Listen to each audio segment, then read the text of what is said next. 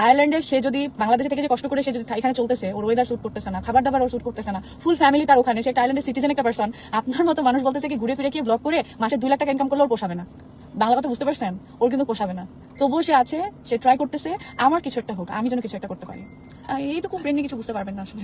X-ray আমি last টাইমের জন্য আমি মানে মেসেজ করছিলাম, সরি, আমাদের ওই এগুলো মানানোর পাস জন্য। আনা উচিত না, বাট এগুলো আসলে কি ঘুরে ফিরে চলে আসে আসলে কোথায় নিয়ে busy। তারা তাদের লাইফ নিয়ে হ্যাপি আছে, বিজি আছে, আমরা ওখানে ইন্টারফিয়ার করতেছি না, ওরাও ইন্টারফিয়ার করতেছে না, মাঝখান থেকে আপনারা চেষ্টা করতেছেন যে আমাদেরকে একটু খোঁচানোর জন্য। না, এটা ক্লিয়ার করে দিই, আমি ভালো করে একটু বলার চেষ্টা করি। হয়তো একটু অগোছালো হয়ে গেছে কথাগুলো, আমরা এটাই বোঝাতে চাচ্ছি বা এটাই রিকোয়েস্ট করছি, সবাইকে বলতে চাচ্ছি যে আমাদের কোনো স্যাড পোস্ট হলে, যেমন আমি কোনো স্যাড পোস্ট করলে বা বাপি কোনো স্যাড পোস্ট করলে বা তার এক্স কোনো স্যাড পোস্ট করলে, আপনারা করেন কি একটা সার্কেল তৈরি করে ফেলেন, মানে যারা আর কি আছে নেগেটিভিটি করতে পছন্দ করেন বা এইগুলো খোঁচানো পছন্দ করেন। তো তারা করে কি সুন্দর করে একটা নিউজ করে ফেলতেছে, একটা পোস্ট করে ফেলতেছে, আমার পোস্ট তার পোস্ট এবং তার এক্সের পোস্ট নিয়ে সুন্দর করে যে পোস্ট করে বলতেছেন তার এক্স ব্যাক করতে চাচ্ছে, বাপি তার কাছে ব্যাক করতে চাচ্ছে, আমাকে ধোকা দিল বা আমি এটা করলাম বা সেটা।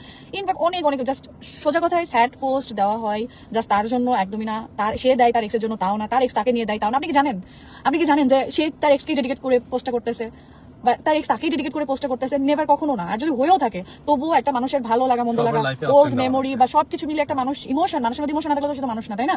করতেই পারে, কিন্তু এইটা নিয়ে কখনোই কারো পাশ নিয়ে এত বেশি দূর খোঁচাখুচি করা উচিত না। মানুষ